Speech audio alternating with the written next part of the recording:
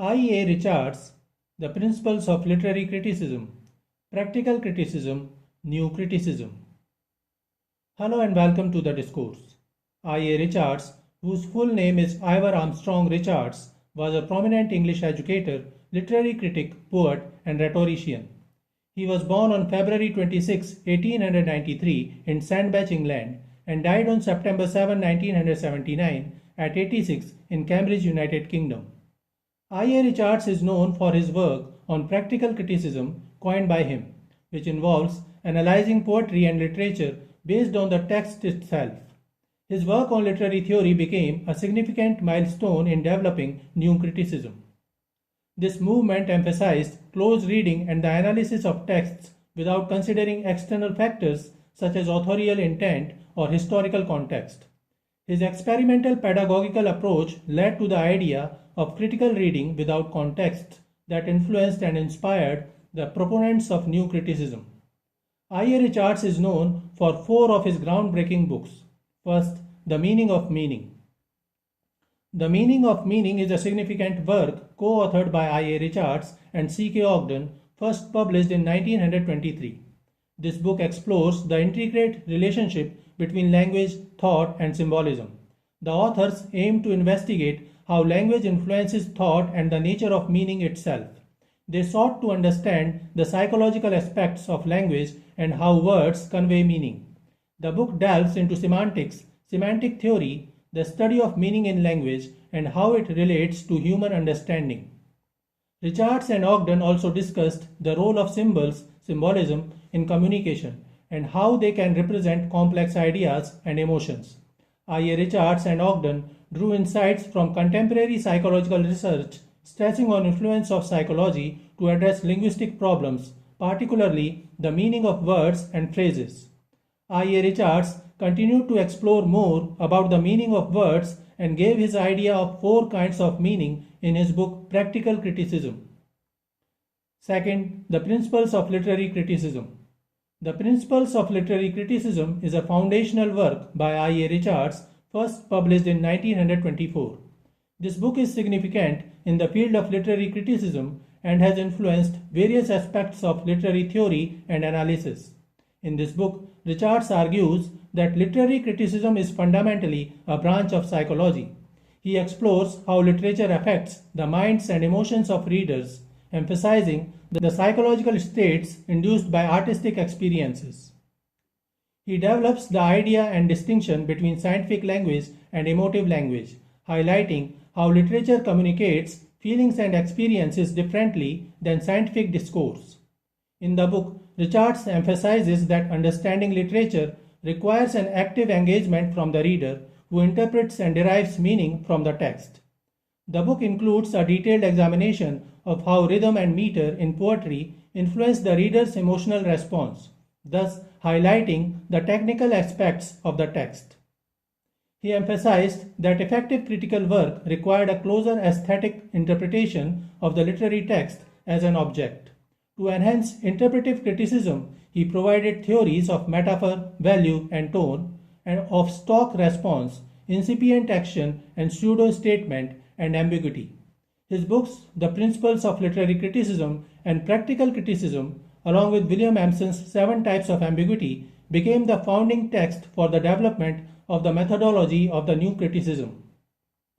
Third, Practical Criticism, a study of literary judgment. Practical Criticism is a significant work by I. A. Richards, first published in 1929. The subtitle of the book is A Study of Literary Judgment.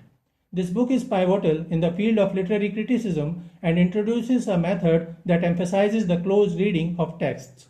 In the book, Richards argues that poetry and literature should be analyzed based on the text itself rather than the author's intentions or historical context. He believes that the reader's experience and interpretation are central to understanding a work. The book presents a systematic approach to literary analysis where Richards conducted experiments with students. He provided them with poems without any context or information about the authors, encouraging them to focus solely on the text and their personal responses. When the students submitted their work, he was astonished by the poor quality of the students' stock responses. Stock responses are habitual or automatic responses that are based on the reader's belief or feelings, rather than the work itself. Suppose a student is reading a work of Charles Dickens. Even without going through the text of the book, the student will emphasize that the book deals with the poor economic condition of middle class people, as it is the most common theme in most of his works.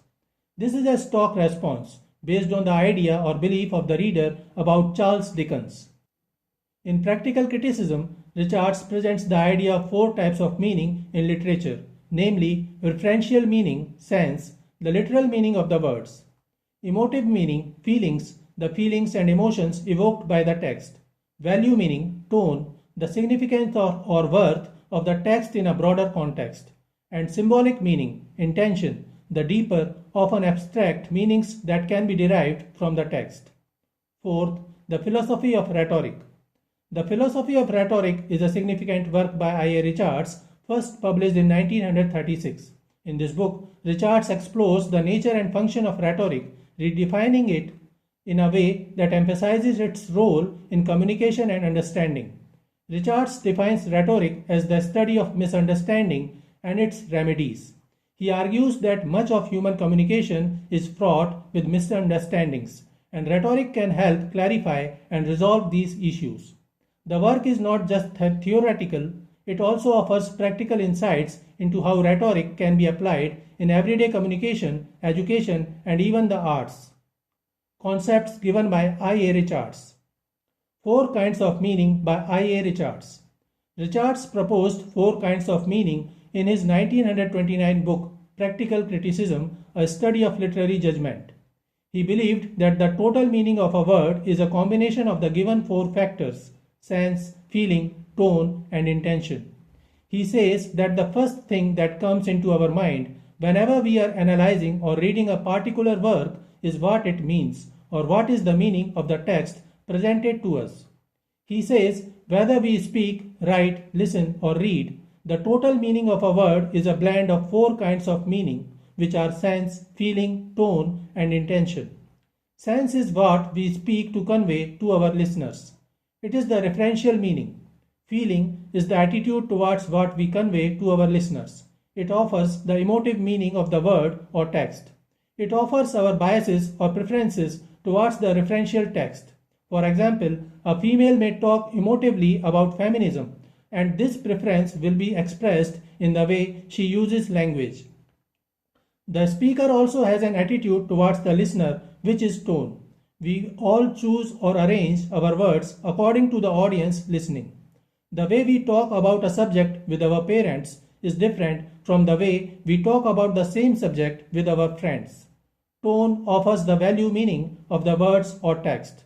The fourth kind of meaning of the text is the intention of the speaker, which can be conscious or unconscious. The speaker speaks for a purpose that modifies his entire speech. It offers the symbolic meaning. For example, politicians always have an agenda to push forward, which they do through their speeches. Intention or the symbolic meaning offers a deeper meaning of the text. In any speech or text, these four kinds of meaning play different roles. In a scientific report or text, we may find sense as a dominant factor, while in a speech of a politician, intention may prove to be the dominant factor, offering the total meaning. He also discussed the differences between scientific and emotive use of language. Two uses of language, the principles of literary criticism. Ivor Richards believed that language has two main uses. First, scientific or referential language. Scientific language is used to make statements that can be verified as true or false. This use of language requires undistorted references and an absence of fiction. Suppose someone states that the sun rises in the west. It is verifiable as false. In other words, scientific language is used in the real world. Suppose someone goes to market to buy vegetables and asks the rate of cauliflower. The vendor says that it is rupees 20 per piece. It is scientific language. It is verifiable. It is either true or false.